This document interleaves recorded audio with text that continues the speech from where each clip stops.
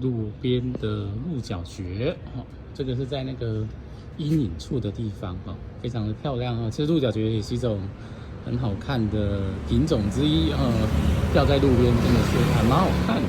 你看这边好几颗，非常的漂亮啊，觉得那个手很漂亮啊。那现在鹿角蕨价格已经掉下来了哈，所以其实最近还蛮想入手几颗来种种看，因为价格相对便宜很多啦。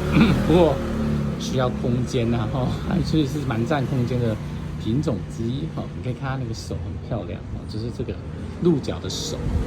那当然，而且它的孢子其实会乱飘，所以有时候你在种兰花的时候，它有可能会掉到你的兰花盆子里头去，就会长出那个鹿角出来哈。